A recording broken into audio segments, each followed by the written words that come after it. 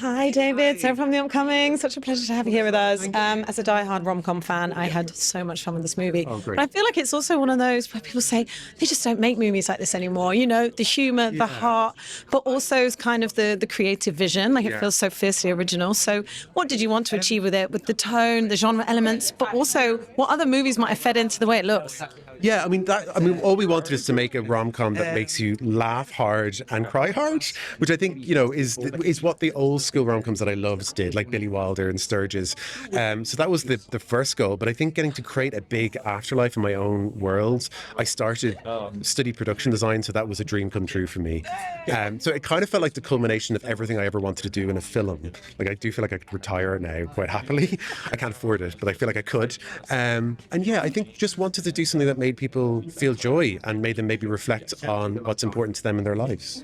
What an incredible cast you assembled, all five of them bouncing off each other, but particularly at the centre, with Miles and with Elizabeth. I think because they play this double kind of character, right? They look young, but they have to seem like they're much older and they've been living together for 60 years. What was it like casting them, but also seeing them bring these characters to life? I mean, casting them again is it's just you hope it happens and it does happen. And I knew how funny, I could sense how funny they were, but I think they really relished being 90-something-year-olds in these young bodies and just working on the voices and having the physicality and all the physical comedy that came from that. So I think they loved that. Particularly Lizzie she feels like an old woman, she says herself, so I think that was a dream come true for her.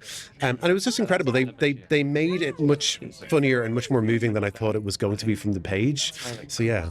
Was there a particular line or scene that popped even in a way we weren't expecting to, just from the page? There's the scene where the boys fight in the bedroom for the first time, and Miles had his pretzel in his pocket, and they just started ad-libbing at the end. That ended up being in the film because it was so funny. So yeah, that was great. I was reading that you would love for people to kind of debate Joan's choices by the end, and I guess you're kind of flying in the face of this idea that there is one true love for all of us.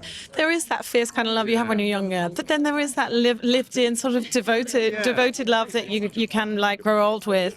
So what do you want people to take away and be talking about when they come out the cinema? I mean, I do want people to argue over it. I want your team Luke's and Larry's. That would be the mission accomplished. But I think the idea, I don't believe that there's one love for everybody. I think you can have more than one great love in your life.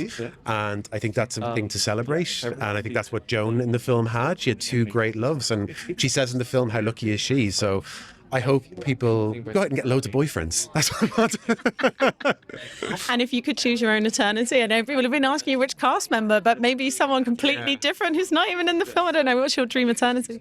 My dream eternity, there's a world in the film which is Weimar Germany minus the Nazis. And I think that'd be so much fun because the Nazis ruined that. So yeah. I've seen Cabaret and I think I would agree with you. So that's a good one. Exactly. Thanks so much. Really enjoyed tonight. Huge congrats on the movie. Cheers. Thank you.